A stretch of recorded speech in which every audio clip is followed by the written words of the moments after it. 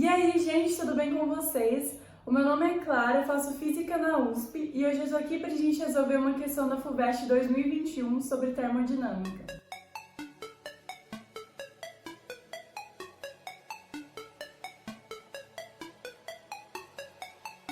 O enunciado da questão é o seguinte: 1 mol de um gás ideal percorre o processo cíclico ABCA em um diagrama PV, conforme mostrado na figura, sendo que a etapa AB é isobárica, a etapa BC é isocórica e a etapa CA é isotérmica. Considere as seguintes afirmações. É correto que se afirma em... Bom, essa é uma questão típica da termodinâmica, quando a gente está trabalhando com um gás ideal, que sofre uma série de processos, uma série de etapas, e nesse caso a gente tem um processo cíclico. Esse processo cíclico ele é muito bem representado pelo diagrama PV, porque a partir dele a gente pode perceber várias coisas e extrair várias informações. Para que a gente consiga entender bem esse exercício, a gente precisa de duas coisas. A primeira delas é aprender a interpretar o diagrama PV, o diagrama de pressão por volume, e a segunda etapa é a gente entender bem a primeira lei da termodinâmica. Então eu coloquei um resuminho dela aqui porque ela vai ser a base fundamental que vai ajudar a gente a verificar se cada uma daquelas alternativas estão corretas.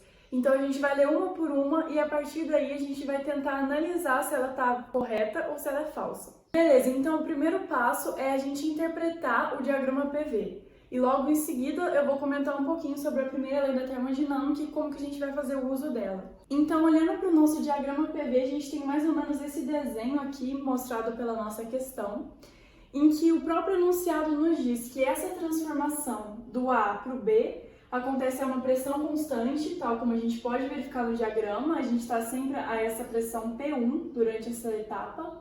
E, portanto, o processo AB é uma etapa isobárica, a pressão constante. Em seguida, o processo BC é isocórico, isto é, ele tem o volume mantido constante, então o mesmo volume que a gente tem no ponto B é o mesmo no ponto C, por isso que a gente tem essa reta vertical aqui.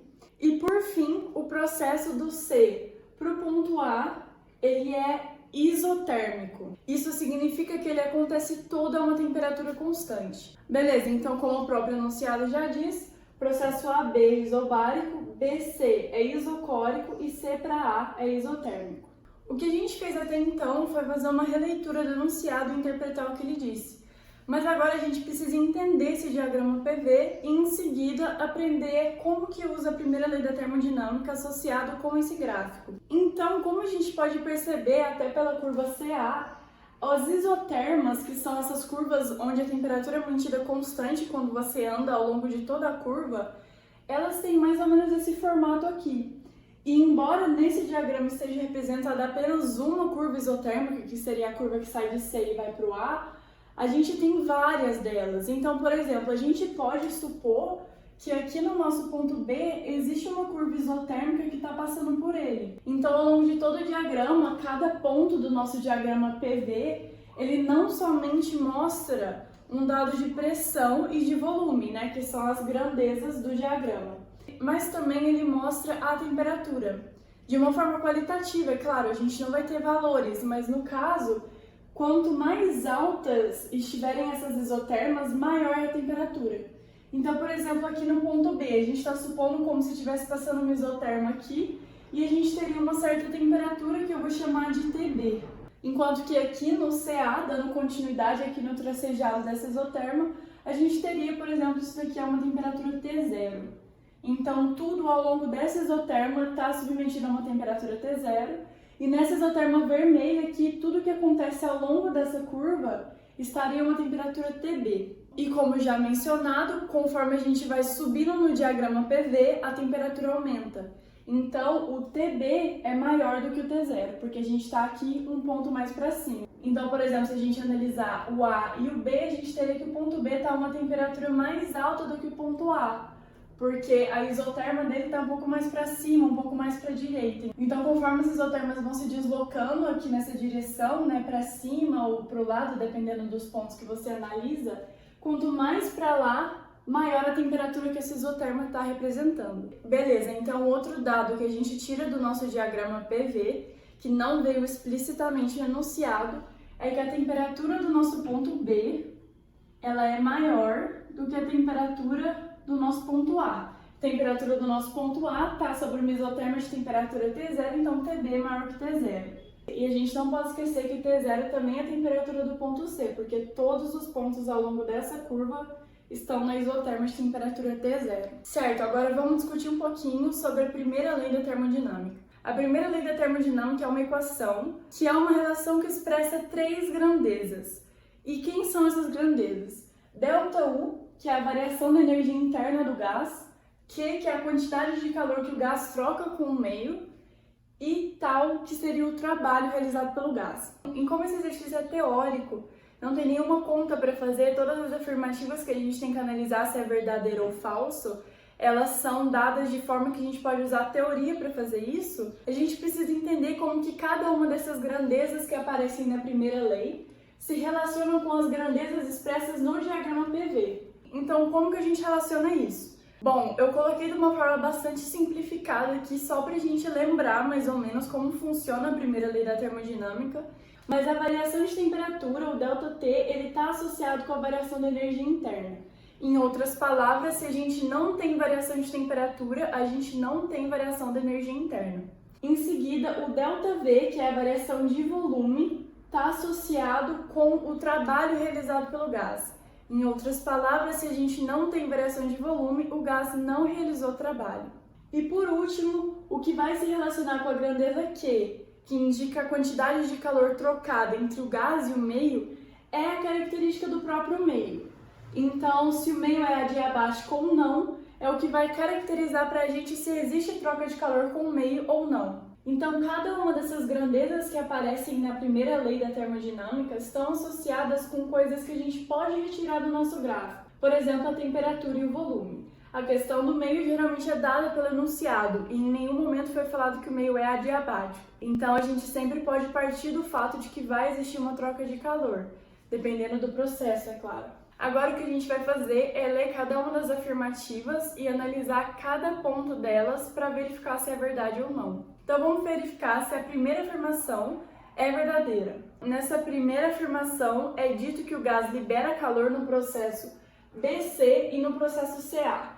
Então a gente precisa analisar cada um desses dois e verificar se de fato nos dois ocorre essa perda de calor do gás para o meio. Bom, lembrando lá da lei da termodinâmica que a gente comentou, a perda de calor ou ganho de calor, que tem a ver com a interação do gás com o meio, ela é quantificada pela nossa grandeza Q. Então primeiro vamos analisar a etapa BC.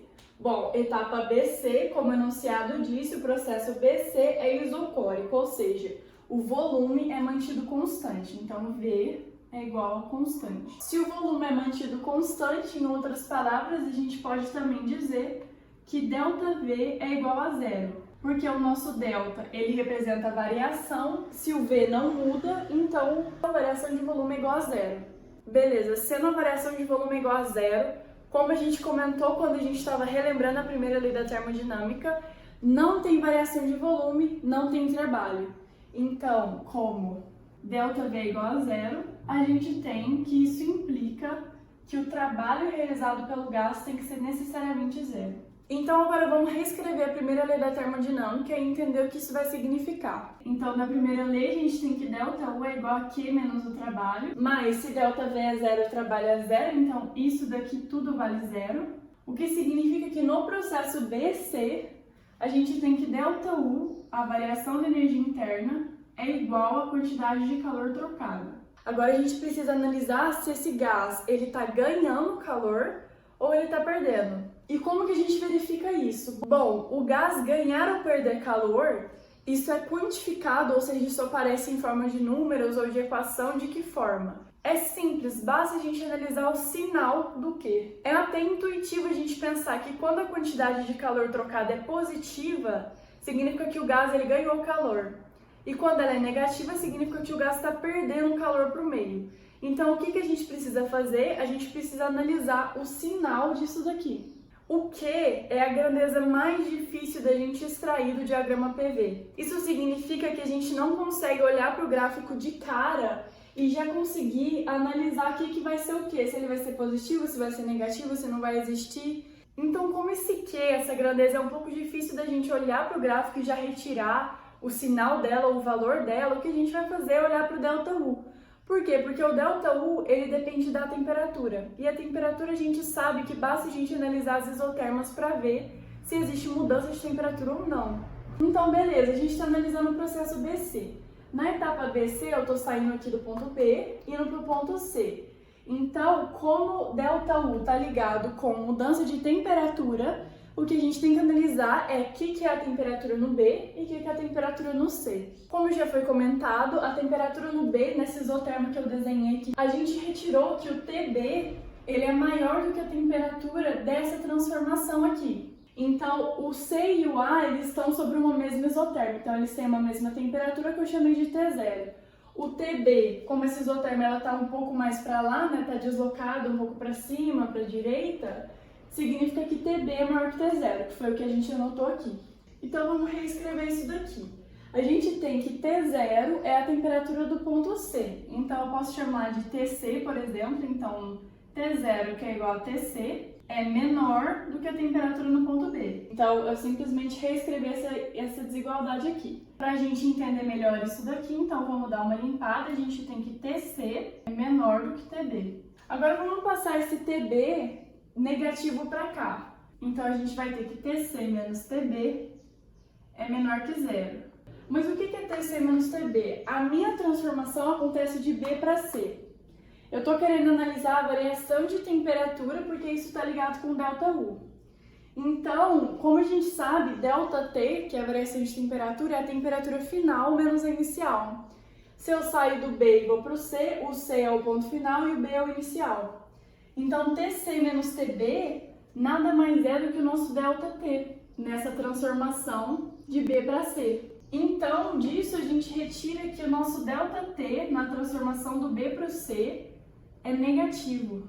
Então, se a gente tem que a variação de temperatura nessa transformação é menor do que zero e ΔU é diretamente dependente da variação de temperatura, a gente tira que ΔU é necessariamente negativo. Então, para fechar aqui, sendo ΔU negativo e da primeira lei, que a gente obteve que ΔU é igual a Q, então se ΔU é menor do que zero, o Q é menor do que zero. Se o Q é negativo, a quantidade de calor é negativa, o que significa que o gás está perdendo calor para o meio. Então, de fato, a primeira parte dessa afirmativa está correta, porque de fato na transformação BC existe uma liberação de calor para o meio. Beleza, então como a gente analisou, na etapa BC a quantidade de calor, o Q, é negativo, e, portanto, existe uma liberação de calor para o meio. Então, essa parte da nossa afirmativa está correta, por isso que eu escrevi um Vzinho aqui. Agora, a gente precisa analisar a etapa CA. A característica da etapa CA é ser um processo isotérmico. O que significa ser um processo isotérmico? Significa que a temperatura no ponto A tem que ser igual à temperatura do ponto C, que foi o que eu chamei de T0. Então, tanto TA quanto TB são T0, porque elas estão sobre uma mesma isotérmica. Beleza, então sendo um processo isotérmico, a temperatura no ponto final, que seria o ponto A, é igual à temperatura no ponto inicial, que é o ponto C. O que isso significa? Que o nosso ΔT, que é a variação de temperatura, ou seja, o ΔT seria o TA menos o TC, tem que ser igual a zero. E sendo ΔT igual a zero, a gente tem que isso implica que ΔU é igual a zero. Porque como foi comentado quando a gente conversou sobre a primeira lei da termodinâmica, a grandeza ΔU depende diretamente de ΔT. Se ΔT é zero, ΔU é zero também. Então, na primeira lei, a gente tem que ΔU é igual a Q menos trabalho e ΔU é igual a zero porque não há mudança de temperatura. Isso implica, então, que zero é igual a Q menos tal e, portanto, Q é igual ao trabalho. Nesse caso, como a variação da energia interna do gás é zero, a quantidade de calor trocada tem que ser igual ao trabalho do gás. Beleza, então a gente vai fazer a mesma coisa que a gente fez na outra etapa, na etapa BC. Como a grandeza Q é a mais difícil de ser analisada a partir do diagrama PV, a gente analisa a outra. Nesse caso, Q é igual ao trabalho. E o trabalho, ele depende diretamente da variação de volume, como a gente já conversou. E, portanto, basta a gente analisar o volume de cada um desses pontos, do ponto inicial e do ponto final. Então, agora vamos perceber o seguinte. No ponto A, o gás ocupa um volume V1. Então, no ponto A, que eu vou chamar aqui de VA para denotar que é o volume no ponto A, isso daqui é igual a V1. E no ponto C, a gente tem que é igual a V2. Então, VC é igual a V2. Disso daqui, a gente sabe quanto que vai ser o ΔV. Então, o ΔV, que ele é igual ao volume final menos inicial. Se eu estou saindo do C e chegando no A, o final é o A e o inicial é o C. Então, é VA menos VC, que é igual a V1 menos V2. Beleza, então a variação de volume, que está ligada com o trabalho, é V1 menos V2. Mas perceba que o V2 é maior do que o V1. Então, como o V1 é menor do que o V2, e isso é uma coisa que a gente retira do próprio gráfico, né? Porque o V1 está mais perto do zero, o V2 está bem mais para a direita. Então, como o V1 é menor do que V2, se a gente passar esse V2 negativo para lá, a gente obtém que V1 menos V2 é menor do que zero, passando esse V2 negativo para cá. Se V1 menos V2 é menor do que zero e V1 menos V2 é o ΔV, então isso implica que o ΔV no processo CA ele é negativo. Então o ΔV no processo CA ele é negativo. E qual que é a interpretação disso em termos de sinal do trabalho? O trabalho ele depende diretamente da variação de volume. Quando existe expansão, a gente tem trabalho positivo. Quando existe contração, a gente tem trabalho negativo. Então, aqui no caso, a gente tem que o ΔV é menor que zero. Se ΔV é negativo, o trabalho também vai ser, porque ele depende diretamente do ΔV. E como o trabalho é igual ao calor, se essa grandeza é negativa, essa também é. E como já discutido, calor negativo é a mesma coisa que calor perdido, calor liberado. Então, portanto, como que na etapa CA é negativo também, porque o trabalho é negativo, a gente tem que na etapa CA também ocorre liberação de calor. E, portanto, a nossa afirmativa 1 está correta. Beleza, então a afirmativa 1 está correta, por isso que eu escrevi o V, e agora a gente tem que analisar a alternativa 2. Na afirmativa 2, é dito que o trabalho realizado pelo gás na etapa AB e na etapa BC é não nulo, ou seja, ele realiza um trabalho diferente de zero, tanto na etapa AB quanto na etapa BC.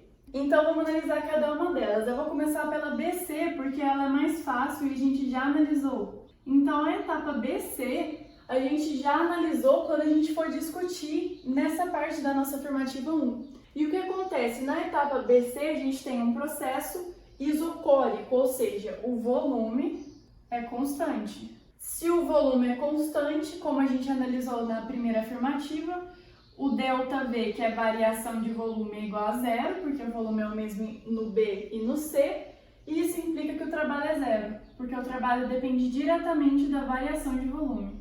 Então, se ΔV é igual a zero, o trabalho é igual a zero. Se trabalho é igual a zero, não tem como essa afirmativa estar correta, porque ela diz que na etapa BC o trabalho é diferente de zero. Então, como a gente pode perceber, um pedaço dessa alternativa está errado. Então, consequentemente, essa alternativa é falsa, porque na etapa BC não existe realização de trabalho, porque o volume não muda. Então, a afirmativa 2 é falsa. Agora falta apenas a afirmativa 3. Então, na afirmativa 3, é dito que o gás ele aumenta de temperatura na transformação AB e na transformação CA. Então vamos começar discutindo sobre a transformação CA, porque a gente já falou sobre ela várias vezes e vai ficar mais fácil. Então na etapa CA, que segundo a afirmativa existe um aumento de temperatura, o que a gente tem? A etapa CA ela acontece ao longo de uma curva isotérmica, que é dado pelo próprio enunciado. Então o próprio enunciado já fala pra gente que isso daqui é um isotermo. Ou seja, se o processo de C para A é isotérmico, a temperatura se mantém constante. Então, como a gente também já tinha analisado a etapa CA na afirmativa 1, a gente tem que a temperatura é constante e, portanto, sendo a temperatura mantida constante, a gente tem que a variação de temperatura, isto é, o ΔT, é igual a zero. E, portanto, é falso a gente dizer que existe um aumento de temperatura na transformação CA, porque a transformação CA ela ocorre ao longo de uma curva isotérmica e, portanto, ela acontece com a temperatura sendo mantida constante. Se a temperatura é mantida constante, não tem como ela ter sido aumentada do ponto C para o ponto A. Então, portanto, como o ΔT é igual a zero, a temperatura é constante e essa afirmativa é falsa. A gente nem precisa analisar a etapa AB para concluir que ela é falsa, porque é dito que na etapa CA a temperatura aumenta e isso já é falso, então, portanto, a afirmativa é falsa. Então, para a gente finalizar o exercício, basta a gente achar a alternativa correta. A alternativa correta é aquela que diz que a afirmativa A é verdadeira e as outras duas são falsas. E, portanto, a alternativa correta é a alternativa B do exercício.